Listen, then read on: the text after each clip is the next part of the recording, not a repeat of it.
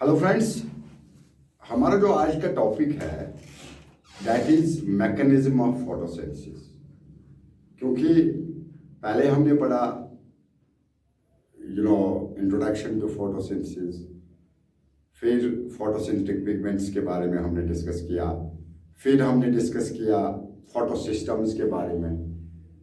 उससे पहले हमने डिस्कस किया site of photosynthesis, structure of chloroplast जिसमें हमने डिस्कस किया था। नाउ उसके बाद हमने और एक लेक्चर में ओवरव्यू ऑफ फोटोसिंथेसिस डिस्कस किया था। तो आज का जो हमारा टॉपिक है this is mechanism of photosynthesis. Mechanism of photosynthesis, mechanism of photosynthesis. देखिए, एक्चुअली अगर हम देखेंगे ये जो फोटोसिंथेसिस है this is oxidation reduction process. Photosynthesis is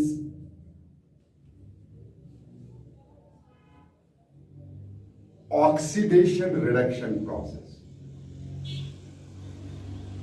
oxidation reduction process.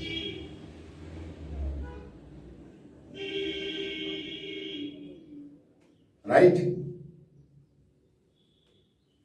जिसमें क्या होता है, water is oxidised, water is oxidised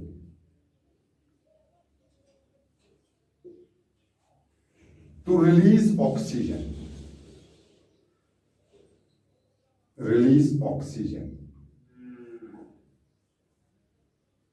okay, and carbon dioxide is reduced to sugars, glucose, C6H12O6।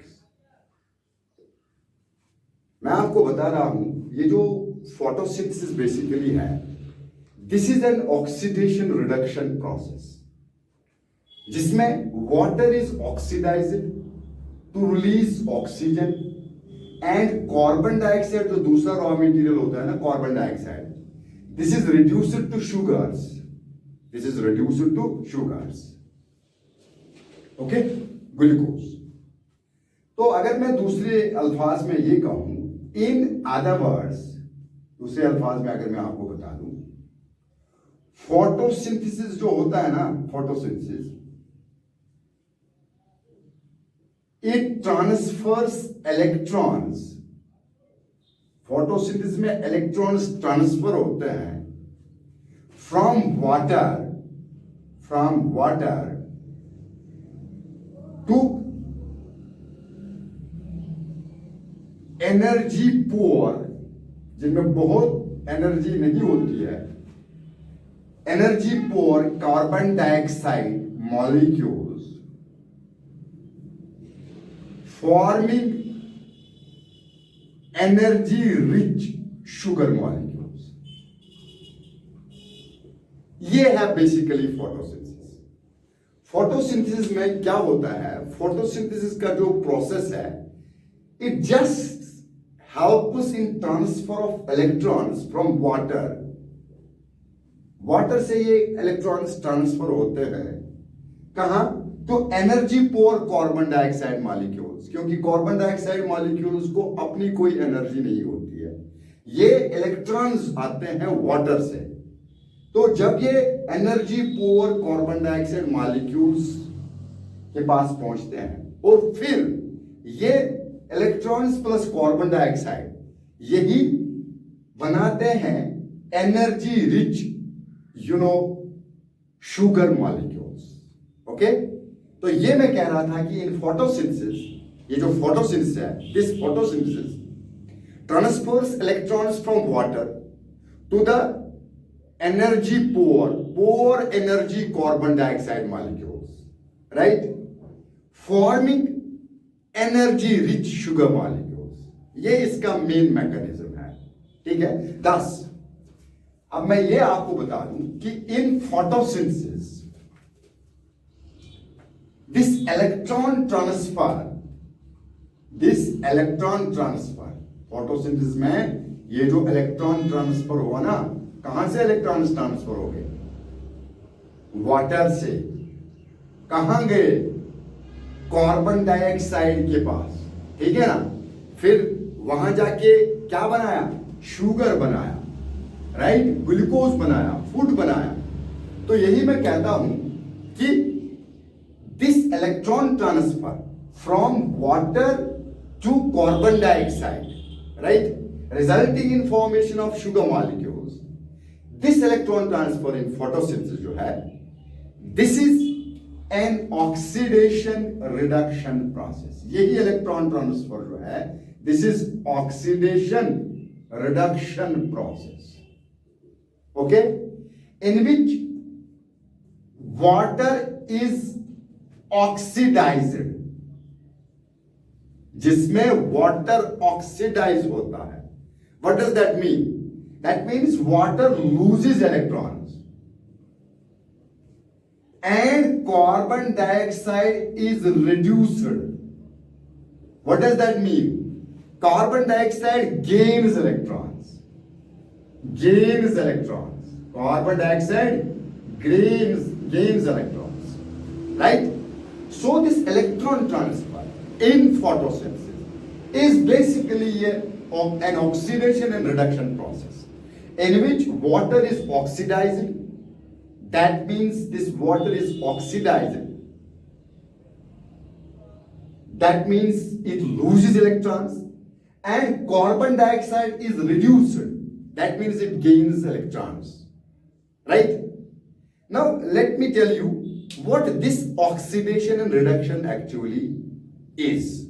You might be knowing, आपको पता होगा chemistry में आप ये ऑक्सीडेशन रिडक्शन रिएक्शंस पढ़ते हैं, क्योंकि मैं यहां पे कहता हूं कि वाटर ऑक्सीडाइज होता है और कार्बन डाइऑक्साइड रिड्यूस होता है, ठीक है।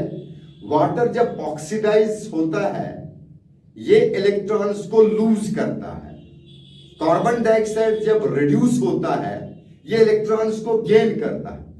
थोड़ा मैं आपकी जानकारी के लिए, ये ऑक्सीडेशन और रिडक्शन होता क्या है? There are 3 ways to define oxidation reduction. Number 1 way is, first way, oxidation reduction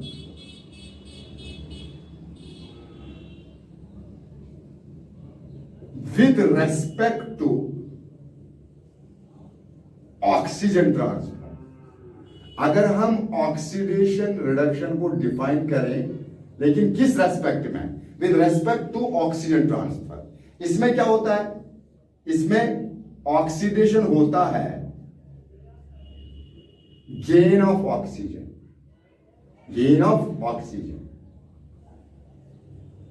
और रिडक्शन क्या होता है? रिडक्शन होता है loss of oxygen, right. This is one definition of oxidation and reduction, but with respect to oxygen transfer. Oxygen transfer के respect में oxidation होता है gain of oxygen and reduction होता है लॉस ऑफ ऑक्सीजन, राइट। अब देखिए oxidation reduction की दूसरी definition, oxidation reduction with respect to hydrogen transfer. यहां ऑक्सीजन ट्रांसफर के रेस्पेक्ट में हम लोग डिफाइन कर रहे थे, यहां with respect to hydrogen transfer. उसमें क्या होता है with respect to hydrogen transfer? Number 1 उसमें होता है ऑक्सीडेशन, लॉस ऑफ हाइड्रोजन,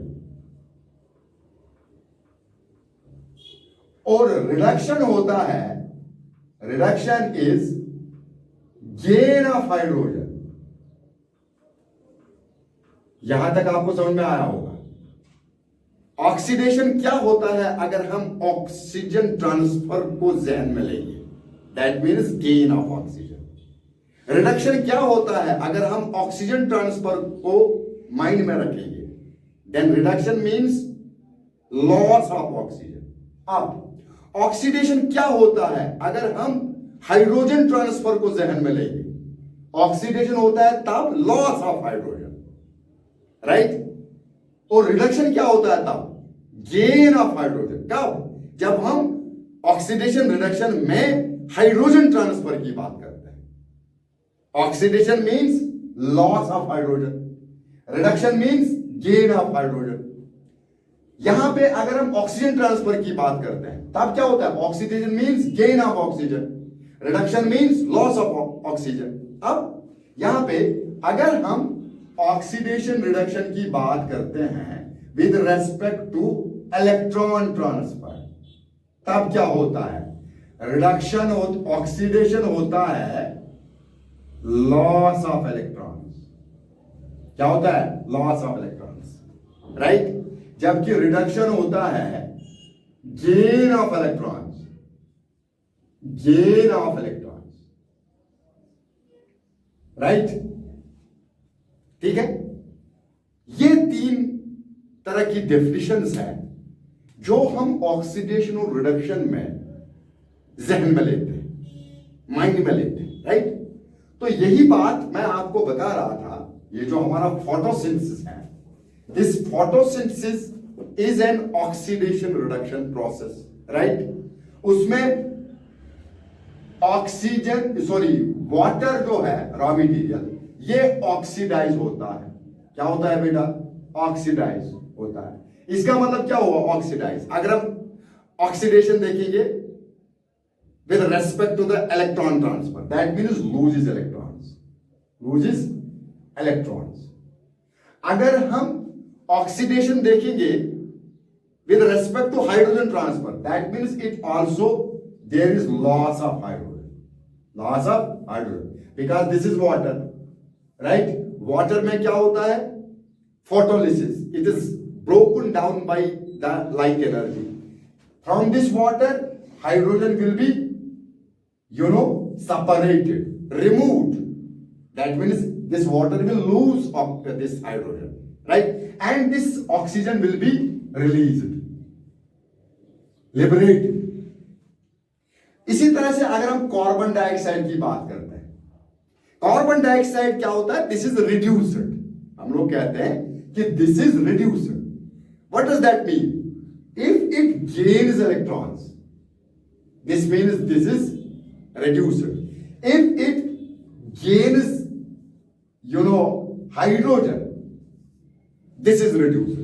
क्योंकि ये जो वाटर से हाइड्रोजन मिलता है, यही कार्बन डाइऑक्साइड के पास के साथ मिलता है, तब जाके हमें CHO, यही जनरल फॉर्मूला है ना कार्बोहाइड्रेट की, ग्लूकोज बनता है। ठीक है। This is how oxidation of water in photosynthesis and reduction of carbon dioxide in photosynthesis takes place.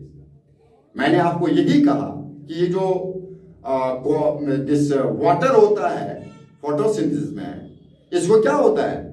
इसको ऑक्सीडेशन होती है। उससे क्या मतलब हमारा है? दैट मीन्स ये लॉस करता है इलेक्ट्रॉन्स को और फिर ये रिलीज करता है ऑक्सीजन को, और फिर हम कहते हैं कि कार्बन डाइऑक्साइड रिड्यूस होता है। उसका मतलब क्या होता है? इसका मतलब ये होता है कि कार्बन डाइऑक्साइड इलेक्ट्रॉन्स को गेन करता है, तभी ये रिड्यूस होता है, और हाइड्रोजन को गेन करता है। रिड्यूस होने के बाद ये ग्लूकोज बनाता है, ये शुगर्स बनाता है, फूड बनाता है, राइट। ये पहला पॉइंट जो था, this oxidation reduction photosynthesis is oxidation reduction process, oxidation reduction process. Now photosynthesis जो होता है ना, photosynthesis uses light energy. photosynthesis इस्तेमाल करता है किसका? लाइट एनर्जी का। किसके लिए? टू ड्राइव इलेक्ट्रॉन्स, ताकि ये इलेक्ट्रॉन्स को ड्राइव करे, इलेक्ट्रॉन्स फ्रॉम कहां से? वाटर से। क्योंकि जब लाइट एनर्जी आती है, वाटर को क्या होता है? ये ब्रेक डाउन होता है। यहां वाटर से क्या इमिट होते हैं? एक तो हाइड्रोजन आयंस, ठीक है ना, एक इलेक्ट्रॉन्स भी मिलते हैं, एक ऑक्सीजन इवॉल्व होता है। तो ये सब काम किसने किया? Light energy. यही मैं कहता हूं, photosynthesis uses light energy to drive electrons from water, कहां पे, to the high energy states of sugars.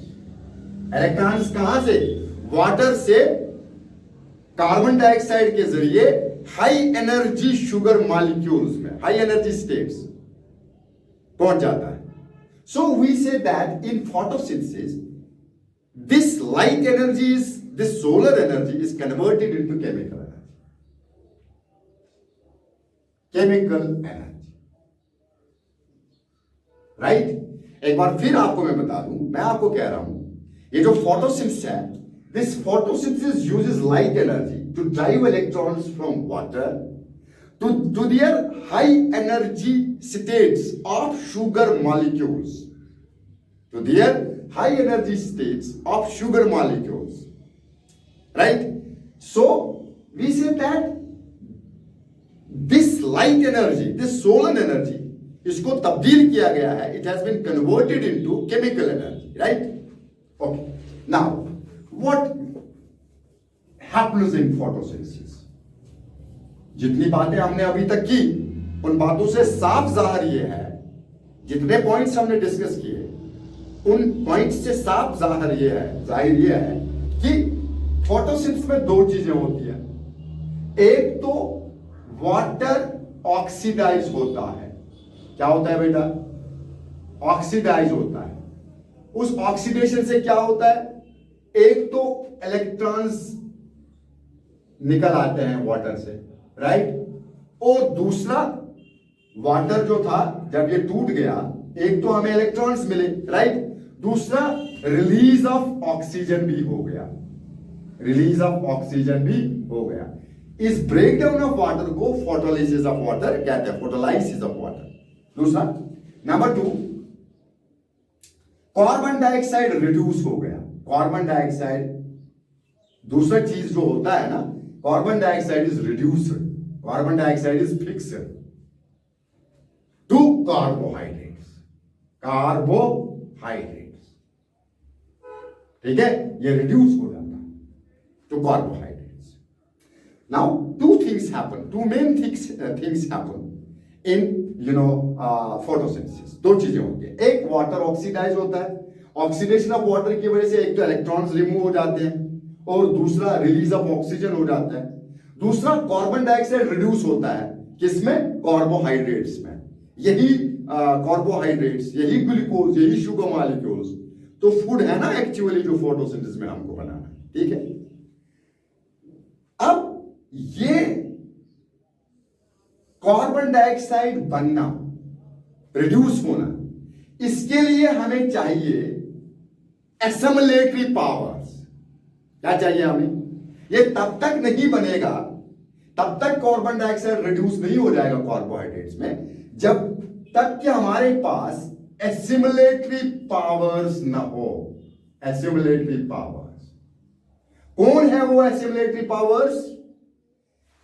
NADPH2, right, and ATP. क्योंकि अगर आपको याद हो, प्रीवियस जो हमारा वीडियो लेक्चर था, उसमें मैंने आपको कहा था, जब लाइट एनर्जी लीप पे पड़ती है तो ये कन्वर्ट हो जाती है केमिकल एनर्जी में, यूजेबल एनर्जी में. ठीक है. कुछ एनर्जी इस यूजेबल एनर्जी में वाटर को तोड़ने में काम आती है, और कुछ एनर्जी एसिमिलेटरी पावर्स बनाने में काम आता है. एसिमिलेटरी पावर्स NADPH2 और ATP है. इनको क्यों एसिमिलेटरी पावर्स कहते हैं? क्योंकि ये एसिमिलेशन में मदद देते हैं. क्या होता है ये assimilation? Means making of food, assimilation of food. ठीक है ना. दो चीजें जो मेन फोटोसिंथेसिस में होती है, एक वाटर ऑक्सीडाइज होता है और एक कार्बन डाइऑक्साइड रिड्यूस होता है कार्बोहाइड्रेट में. लेकिन ये जो कार्बन डाइऑक्साइड रिड्यूस होता है कार्बोहाइड्रेट्स में, इसके लिए हमें चाहिए एसिमिलेटरी पावर्स. कौन है वो एसिमिलेटरी पावर्स? एक है NADPH2 और दूसरा है एटीपी। लेकिन ये NADPH2 और ATP, राइट, ये लाइट में बनते हैं only in presence of light, जबकि कार्बन डाइऑक्साइड रिड्यूस हो सकता है इन एब्सेंस ऑफ लाइट। अब हमारे पास दो इवेंट्स हैं, एक है कार्बन डाइऑक्साइड को रिड्यूस होना कार्बोहाइड्रेट में, राइट, एक है एसिमिलेटरी पावर्स बनाना, क्योंकि इसमें दरकार है हमें कार्बन डाइऑक्साइड को रिड्यूस जब कार्बोहाइड्रेट में करना है ना, हमें एसिमिलेटरी पावर्स चाहिए। कौन कौन है वो assimilatory powers? NADPH2 and ATP। ये NADPH2 एंड ATP नहीं बन सकते हैं अगर लाइट नहीं है, ठीक है। अब हमें यहां पे दो नई बातें देखने को मिली। एक बात यह है, ये जो कार्बन डाइऑक्साइड जो है ये रिड्यूस होता है कार्बोहाइड्रेट्स में, इसके लिए हमें लाइट की कोई जरूरत नहीं है। लेकिन कार्बन डाइऑक्साइड कार्बोहाइड्रेट में तब तक रिड्यूस नहीं होगा जब तक कि इसको एसिमिलेटरी पावर्स मदद नहीं करेंगे। एसिमिलेटरी पावर्स कौन है? NADPH2 and ATP। लेकिन ये NADPH2 एंड ATP लाइट में बनते हैं। They require light. If there is light available, only NADPH2, only then NADPH2 and ATP बनेगा। अगर लाइट नहीं है तो ये दो चीजें नहीं बन सकती है, तो कार्बन डाइऑक्साइड रिडक्शन नहीं हो सकता है। अगरचे carbon dioxide reduction into carbohydrates in absence of light होता है ना, बट ये चीज के लिए जो अहम है रिडक्शन ऑफ कार्बन डाइऑक्साइड के लिए जो एसिमिलेटरी पावर्स अहम है वो लाइट में बनते हैं। तो इस सारे डिस्कशन से हमें दो नई बातें देखने को मिली। एक बात यह है कि फोटोसिंथेसिस में दो फेजेस होते हैं। कितने फेजेस होते हैं? There are two phases in photosynthesis. Number one, light dependent phase, light dependent phase, right. एक फेज है लाइट डिपेंडेंट फेज, जिसका दूसरा नाम है photochemical phase, right, photochemical phase, right. इसको लाइट डिपेंडेंट फेज या लाइट डिपेंडेंट स्टेज भी कहते हैं, राइट, या फोटोकेमिकल फेज या फोटोकेमिकल स्टेज भी कहते हैं। एक तो ये हो गया। दूसरा है light independent phase of photosynthesis, light independent phase, या इसको कहते हैं, दूसरा नाम है बायोसिंथेटिक फेज, बायोसिंथेटिक फेज, ठीक है।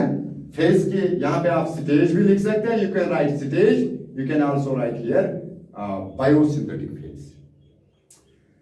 लाइट डिपेंडेंट फेज लाइट पे डिपेंड करता है, only takes place in presence of light. Light dependent phase को इसलिए लाइट रिएक्शन भी कहते हैं। क्या कहते हैं?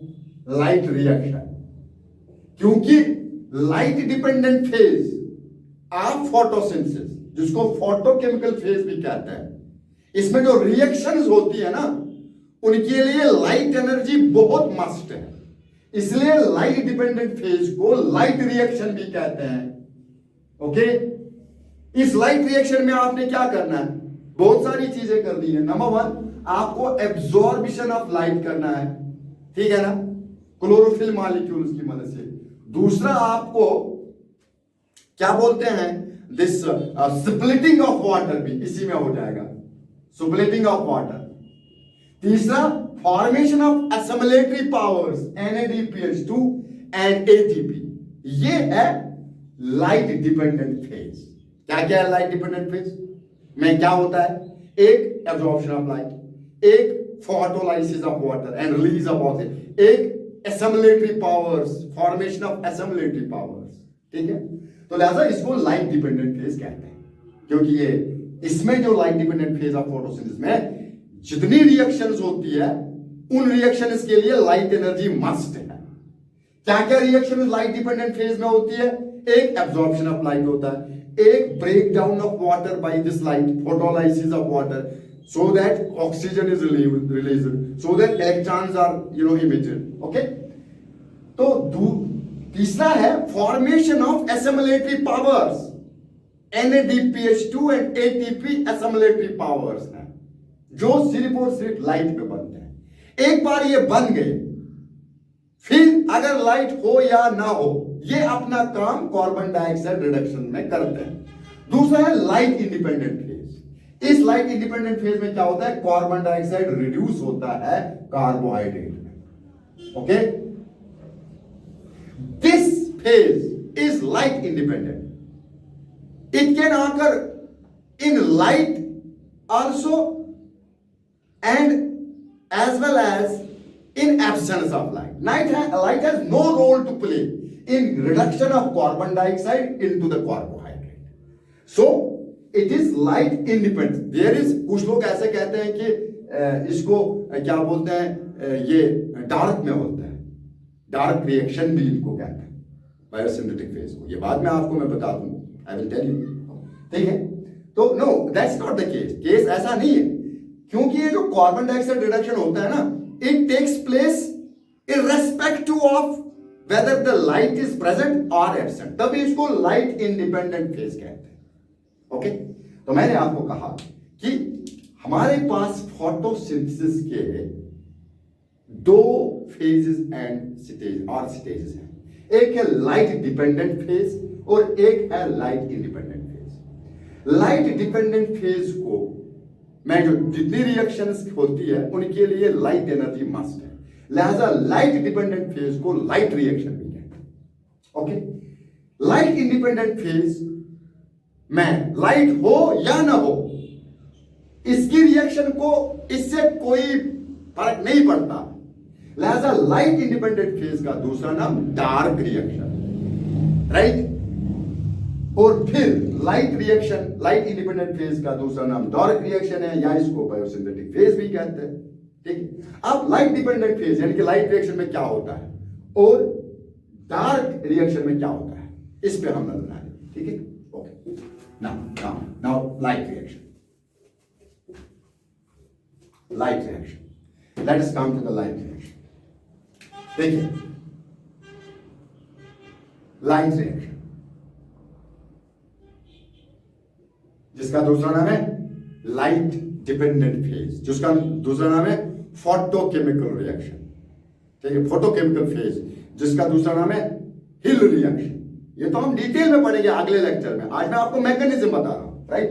लाइट रिएक्शन में इसका लाइट रिएक्शन इज कंसर्न, इसका क्या क्या काम है? नंबर वन, इसका काम है absorption of light, absorption of light, right. एक तो लाइट रिएक्शन का काम है एब्जॉर्प्शन ऑफ लाइट, ये तो इसका काम है। ठीक है, दूसरा है लाइट रिएक्शन का काम फोटोलाइसिस ऑफ वाटर।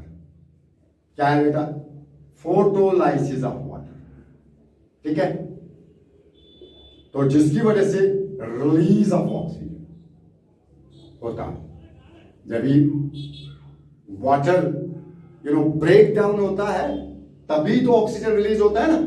तो अगले लेक्चर में हम ये भी डिस्कस करेंगे, ये जो फोटोसिंथेसिस के दौरान में ऑक्सीजन रिलीज होता है, क्या ये वाटर से आता है या ये कार्बन डाइऑक्साइड से आता है? क्योंकि बहुत सालों तक ये कंफ्यूजन था कि कार्बन डाइऑक्साइड से ये ऑक्सीजन आता है कि ये वाटर से आता है। लेकिन now it is confirm that ये जो फोटोसिंथेसिस के दौरान में ऑक्सीजन इवॉल्व होता है, रिलीज होता है, it comes from water, water से आता है, नॉट फ्रॉम कार्बन डाइऑक्साइड। दूसरा लाइट रिएक्शन का काम है photolysis of water and release of oxygen. तीसरा है formation of assimilatory powers, assimilatory powers। कौन है वो assimilatory powers? NADPH2 and ATP। ठीक है, NADPH2 and ATP, ये है assimilatory powers। देखिए फोटोसिंथेसिस में क्या होता है? फोटोसिंथेसिस में बेसिकली प्लांट्स क्या करते हैं? Plants make sugar. क्या बनाते हैं बेटा? Plants make sugar. बनाते कि नहीं बनाते? कहां से? From carbon dioxide and water. I will not say water. I will say in photosynthesis plants sugar बनाते हैं एक कार्बन डाइऑक्साइड से और एक हाइड्रोजन से। That hydrogen is from water. तभी तो कार्बन डाइऑक्साइड रिड्यूस होगा ना, जब वाटर स्प्लिट हो गया, जब वाटर ब्रेक डाउन हो गया, ऑक्सीजन इवॉल्व हो गया, फिर क्या रह गया? हाइड्रोजन। वो हाइड्रोजन आके कार्बन डाइऑक्साइड के साथ मिलता है। Addition of hydrogen means reduction. तो ये कार्बोहाइड्रेट बनाता है। तो फोटोसिंथेसिस में वो प्लांट्स जो फोटोसिंथेसिस दिखाते हैं वो खाना बनाते हैं, शुगर। कहां से बनाते हैं शुगर? एक तो कार्बन डाइऑक्साइड से एंड एक हाइड्रोजन फ्रॉम वाटर, राइट? लेकिन ये बनाने के लिए दिस रिक्वायर्स एनर्जी। इसके लिए आपको एनर्जी चाहिए। क्यों? क्योंकि अगर कार्बन डाइऑक्साइड प्लस वाटर ये अगर ग्लूकोज बनाते, लाइट एनर्जी नहीं होती, तो कार्बन डाइऑक्साइड के पास अपनी कोई एनर्जी है ही नहीं, वाटर के पास अपनी कोई एनर्जी है नहीं। Energy poor raw materials these are. अब जो इनका प्रोडक्ट होता है कार्बन डाइऑक्साइड और वाटर फोटोसिंथेसिस में, in presence of sunlight, in presence of chlorophyll molecule, जो हमारे पास एक ग्लूकोज बनता है उसमें एनर्जी होती है। यही देखना है कि ये एनर्जी को, यही तो है ना लाइट एनर्जी, जिसको कन्वर्ट किया गया है केमिकल एनर्जी में। तो यही मैं बता रहा हूं, plants make sugar, plants make food, plants make glucose, right, during photosynthesis. कहां से बनाते हैं? From carbon dioxide and hydrogen from water. इसके लिए आपको चाहिए एनर्जी, ठीक है? ये एनर्जी कहां से आती है? This energy is supplied by light reaction, that is solar energy. This energy is supplied by light reaction, है ना? How this energy will be made available? By making ATP, number one ATP, and number two NADPH2। ये बनाता है, ये light energy से बनते हैं। इन्हीं को एसिमिलेटरी पावर्स कहते हैं। आई एम टेलिंग यू, मैं आपको बोल रहा हूं कि प्लांट्स जब फोटोसिंथेसिस करते हैं ना, ये शुगर बनाते हैं। कहां से बनाते हैं? कार्बन डाइऑक्साइड से और हाइड्रोजन से। ये हाइड्रोजन कहां से आया? ये वाटर से आया था, क्योंकि फोटोलिसिस ऑफ वाटर जब हो गई, ठीक है ना? ये शुगर बनने के लिए हमें चाहिए एनर्जी। ये एनर्जी कहां से आती है? ये एनर्जी लाइट एनर्जी से आती है। लाइट रिएक्शन एनर्जी सप्लाई करती है। कैसे? क्योंकि light energy makes available, supplies energy to the sugars by making assimilatory powers. What are those assimilatory powers? वो कौन है? एक है एटीपी एंड NADPH2। यही मैं कह रहा हूं कि एसिमिलेटरी पावर्स जो है ATP and NADPH2, these can be formed only in presence of light. Okay, now we have ATP and NADPH2. ATP and NADPH2. What is this ATP? This is energy carrier. Energy carrier. इसको energy carry करना है। Universal energy career इसको कहते हैं, right? Energy currency इसको कहते हैं, ठीक है? What is this NADPH2? NADPH2. This NADPH2 is hydrogen carrier. देखिए मेरी तरफ देखिए, ये है बेटा, अगर मैं सिंपल वर्ड्स में आपको बता दूं, ये है क्लोरोप्लास्ट, ठीक है ना? क्लोरोप्लास्ट इसके अंदर ये है थैलाकाइड्स, ठीक है ना? थैलाकाइड्स के अंदर जो ये जगह है ना, ये जगह, राइट, ये जगह ल्यूमेन जिसको कहते हैं, ठीक है, यहां पे फोटोलिसिस ऑफ वाटर होती है, जिनको ऑक्सीजन इवॉल्विंग कॉम्प्लेक्स कहते हैं। जब फोटोलिसिस हो गई, ऑफ वाटर हो गई, ठीक है ना, फोटोलिसिस ऑफ वाटर होती है ना, दो चीजें इसी ऑक्सीजन इवॉल्विंग कॉम्प्लेक्स, एक तो ऑक्सीजन इवॉल्व होता है, एक हाइड्रोजन क्या बोलते हैं, सेपरेट होता है, अवेलेबल होता है। इस हाइड्रोजन को कैरी करना है कहां, कार्बन डाइऑक्साइड के साथ इसको मिलना है।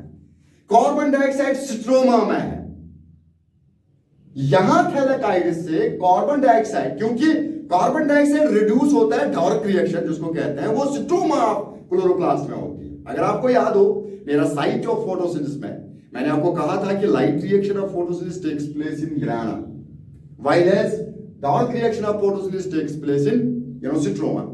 यहां ग्राना का एक जो थैलेकाइड था, उसके अंदर जो स्पेस है उसको कहते हैं ल्यूमिन।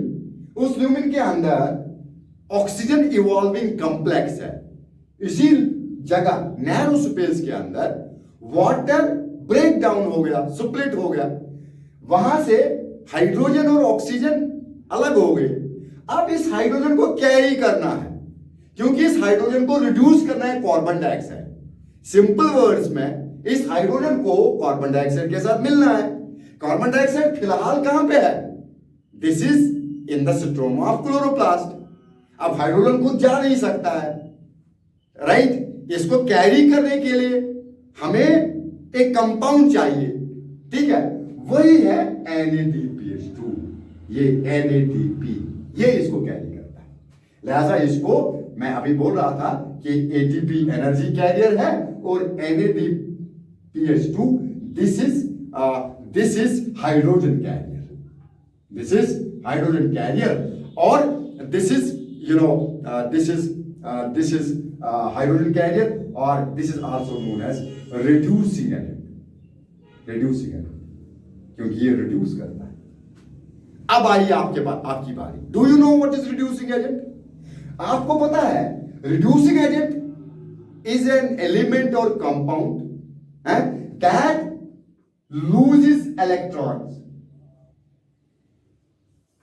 ठीक है ना, that transfers electrons to the other electron recipient, ठीक है, and hence खुद तो ये ऑक्सीडाइज हो जाएगा ना, क्योंकि जो इलेक्ट्रॉन्स को लूज करता है वो कंपाउंडर एलिमेंट ऑक्सीडाइज, जैसे वाटर जो है ना, ये इलेक्ट्रॉन्स को लूज करता है, खुद क्या होता है, ऑक्सीडाइज, ठीक है। तो लिहाजा जब शुगर मॉलिक्यूल्स बनाते हैं प्लांट्स, वो प्लांट जो फोटोसिंथेसिस दिखाते हैं, कहां से, कार्बन डाइऑक्साइड और हाइड्रोजन से। ये हाइड्रोजन कहां से आया, वाटर से। ये शुगर बनाने के लिए इन कार्बन डाइऑक्साइड और हाइड्रोजन को एनर्जी चाहिए। ये एनर्जी इनको सप्लाई करता है sun, light energy, light reaction of photosynthesis. कैसे, लाइट रिएक्शन ऑफ फोटोसिंथेसिस दो चीजें बनाती है, राइट, एक तो बनाती है ATP, एक तो बनाती है NADPH2। ATP क्या है, universal energy carrier, universal energy carrier, जिसको एनर्जी करेंसी भी कहते हैं। NADPH2 क्या है, this is the reducing agent, this is hydrogen carrier, इसको हाइड्रोजन कैरी करना है। फोटोलिसिस जहां हुई थी उस जगह से उस जगह तक इसको हाइड्रोजन को कैरी करना है जहां पे कार्बन डाइऑक्साइड है, क्योंकि जब भी कार्बन डाइऑक्साइड के साथ हाइड्रोजन मिलेगा तभी कार्बन डाइऑक्साइड रिड्यूस होकर कार्बोहाइड्रेट बनाएगा, सिंपल, राइट। तो लिहाजा मैं आपको बोल रहा था कि ये जो NADPH2 है इसको रिड्यूसिंग एजेंट भी कहते हैं। क्या होता है ये रिड्यूसिंग एजेंट? ये एक ऐसा एजेंट होता है, रिड्यूसिंग एजेंट, जो इलेक्ट्रॉन्स को लूज करता है, वो इलेक्ट्रॉन्स कोई दूसरा एक्सेप्ट करता है। जब ये इलेक्ट्रॉन्स को लूज करता है, दूसरा कोई कंपाउंड इसको एक्सेप्ट करता है, खुद ये ऑक्सीडाइज हो जाता है, right. This is how these two things oxidation and reduction. तो यही था ना एटीपी और NADPH2 एसिमिलेटरी पावर्स।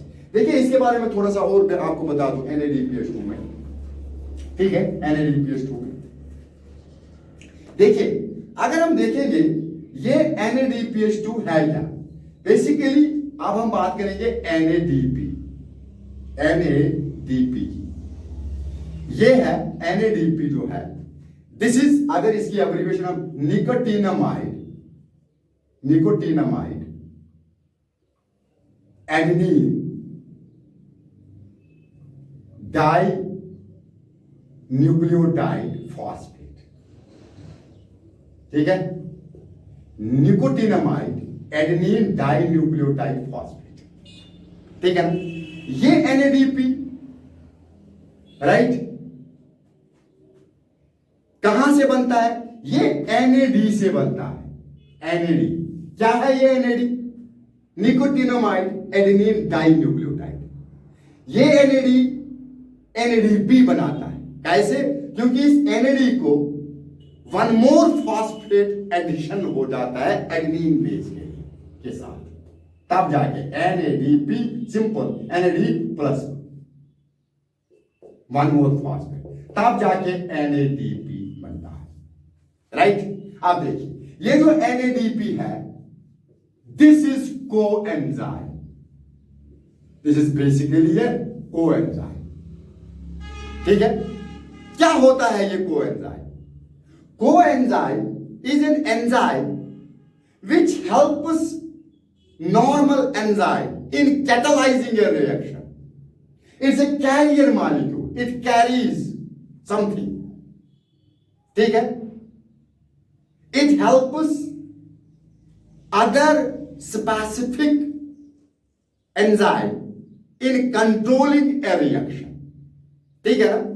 यहां पे ये कैरी करता है हाइड्रोजन को। NADP किसको करता है? हाइड्रोजन को। एडिशन जब इसका हो गया, इसको क्या हो गया, दिस इज रिडक्शन। आप ये जब किसी दूसरे को हाइड्रोजन देगा, खुद क्या होगा इसको, ऑक्सीडेशन, राइट। अब देखिए हमारे पास है NADPH2, NADP, फिलहाल आप NADP की बात करते हैं। क्या है ये? एंजाइम, ठीक है। देखिए अगर मैं एंजाइम्स के बारे में थोड़ा सा आपको बता दूं एंजाइम्स के बारे में, कुछ ऐसे एंजाइम्स होते हैं जो बिल्कुल, मैंने अभी आपको कहा कि NADP जो है दिस इज कोएंजाइम। ये कोएंजाइम क्या होता है आप पूरा समझ लीजिए, क्योंकि assimilatory powers NADPH2 and ATP, खासकर ये जो NADPH2, ये आपको पूरा समझ में आने के लिए मैं आपको थोड़ा सा पीछे एंजाइम्स पे ले जाता हूं, ठीक है। मैंने कहा कि ये जो NADP है दिस इज कोएंजाइम। कुछ एंजाइम्स एंटायरली प्रोटीन्स होते हैं, ठीक है ना, ये एक ही पार्ट के बने हुए होते हैं जो सिर्फ और सिर्फ प्रोटीन होता है। Some enzymes are entirely proteins, बिल्कुल 100% ये प्रोटीन्स होते हैं, ठीक है। अब कुछ ऐसे हमारे पास एंजाइम्स हैं जिनको दो पार्ट्स होते हैं, एक होता है नॉन प्रोटीन पार्ट, ठीक है ना, नॉन प्रोटीन, एक होता है प्रोटीन पार्ट और एक होता है नॉन प्रोटीन पार्ट, ठीक है, इस तरह से, ठीक है। ये आपको समझ में आ रहा है? मैं आपको कहता हूं कुछ एंजाइम्स एंटायरली प्रोटीन, सिर्फ और सिर्फ प्रोटीन के बने होते हैं, लेकिन हमारे पास कुछ एंजाइम्स हैं जिनका अगर हम स्ट्रक्चर देखते हैं ना, उनमें एक प्रोटीन पार्ट होता है और एक नॉन प्रोटीन पार्ट होता है। क्या होता है बेटा? एक प्रोटीन पार्ट और नॉन प्रोटीन पार्ट। ऐसे एंजाइम को जिसमें नॉन प्रोटीन पार्ट भी होता है और नॉन प्रोटीन पार्ट भी होता है, प्रोटीन पार्ट वाले इस प्रोटीन पार्ट को, ऐसे एंजाइम को अप्पो एंजाइम कहते हैं। क्या कहते हैं? अप्पो एंजाइम, राइट। क्या कहते हैं? नॉन प्रोटीन पार्ट को प्रोस्थेटिक ग्रुप कहते हैं, प्रोस्थेटिक ग्रुप। क्या कहते हैं बेटा? एक बार फिर आप सुनो, राइट। मैं कहता हूं कुछ एंजाइम्स ऐसे होते हैं जो सिर्फ और सिर्फ प्रोटीन्स होते हैं, एंटायरली प्रोटीन, लेकिन हमारे पास कुछ एंजाइम्स हैं जिनमें एक प्रोटीन पार्ट भी होता है और नॉन प्रोटीन पार्ट भी। जैसे ये एक एंजाइम है जिसमें प्रोटीन पार्ट भी है और नॉन प्रोटीन पार्ट। ठीक है, प्रोटीन पार्ट को एपो एंजाइम कहते हैं, राइट, जबकि नॉन प्रोटीन पार्ट को प्रोस्थेटिक ग्रुप कहते हैं।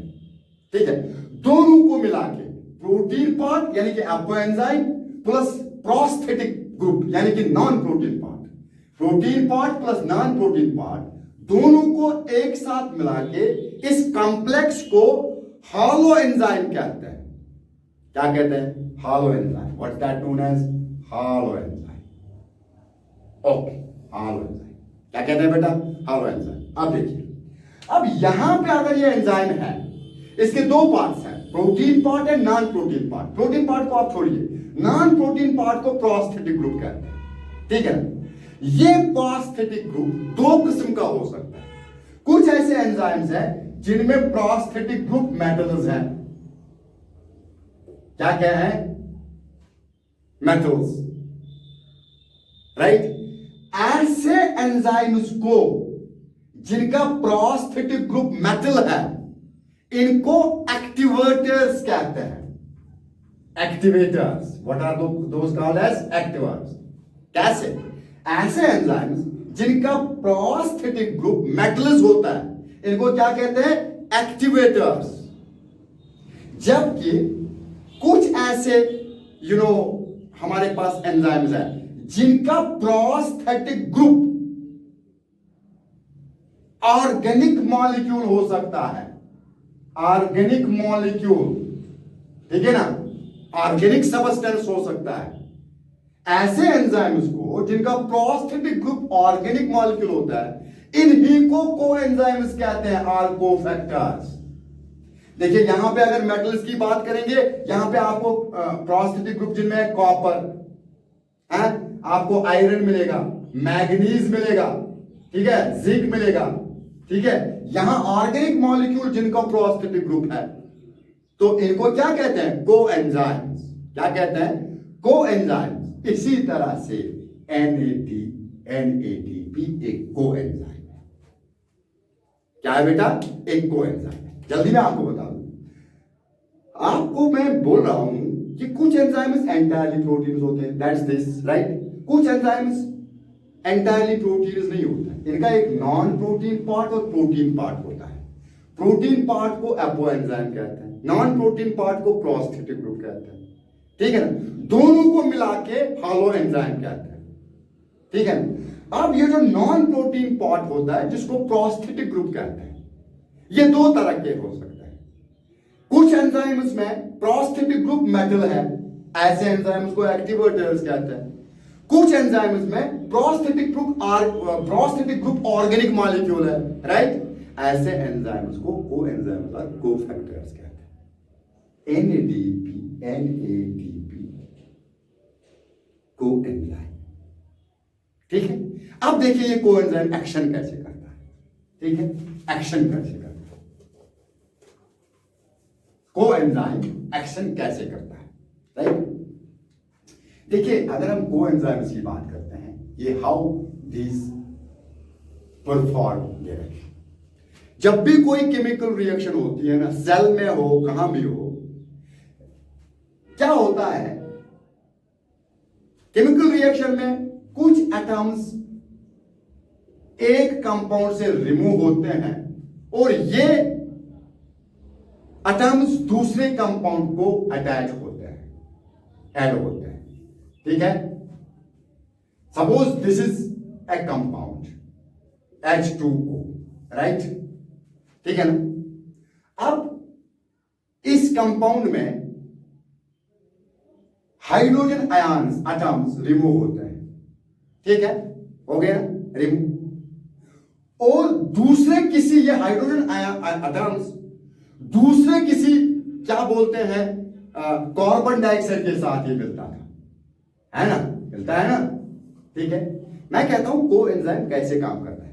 कोएंजाइम कैसे काम करता है, मैं आपको कह रहा हूं। नॉर्मली क्या होता है केमिकल रिएक्शन में, एक कंपाउंड से कुछ एटम्स रिमूव होते हैं और वो एटम्स दूसरे किसी कंपाउंड के साथ मिलते हैं।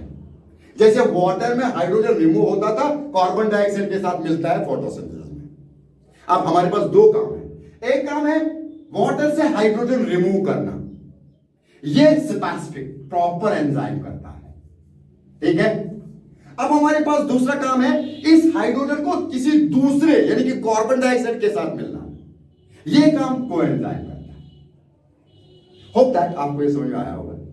हाँ जी, मैं कहता हूं कि कोएंजाइम, हमारे पास जो मसला है एटीपी एंड NADPH2, ठीक है, ये असेंबलेटरी पावर से। चलो एटीपी के बारे में आपने अर्लियर क्लासेस में सुना हुआ होता है, NADPH2 के बारे में भी आपने सुना होगा, लेकिन आपको ये NADPH2 को मैं पूरा समझा रहा हूं। ये NADPH2 बेसिकली NADP एक कोएंजाइम, कैसे ये कोएंजाइम एक्शन करते हैं, इनका मोड ऑफ एक्शन कैसे होता है वो मैं समझा रहा हूं। नॉर्मली एक केमिकल रिएक्शन में क्या होता है, एक कंपाउंड से कुछ एटम्स रिमूव होते हैं और दूसरे कंपाउंड के साथ मिल जाते हैं।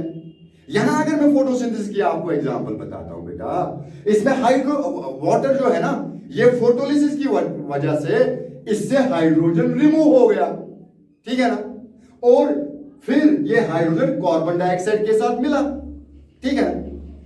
हाइड्रोजन जब रिमूव हो गया वाटर से, ये प्रॉपर एंजाइम करता है, ठीक है ना। जैसे हम लोग कहते हैं कि वाटर ऑक्सीडेज एक एंजाइम है, मैं आपको बता रहा हूं डिटेल में अगले लेक्चर में जो हम लाइट रिएक्शन पढ़ेंगे, राइट। अब इस वाटर से हाइड्रोजन रिमूव हो गया, अब इस हाइड्रोजन, ये जो हाइड्रोजन आयन्स हैं, इनको किनके साथ मिलाना है, कार्बन डाइऑक्साइड के साथ। ये कोएंजाइम काम करता है। मेन रिएक्शन जो रिमूवल ऑफ हाइड्रोजन आयन्स है, ये एंजाइम करता है। अब इन हाइड्रोजन आयन्स को किसके साथ मिलाना है, कार्बन डाइऑक्साइड, वो कोएंजाइम करता है। यही है हमारे पास NADP, हमारा कोएंजाइम फोटोसिंथेसिस में।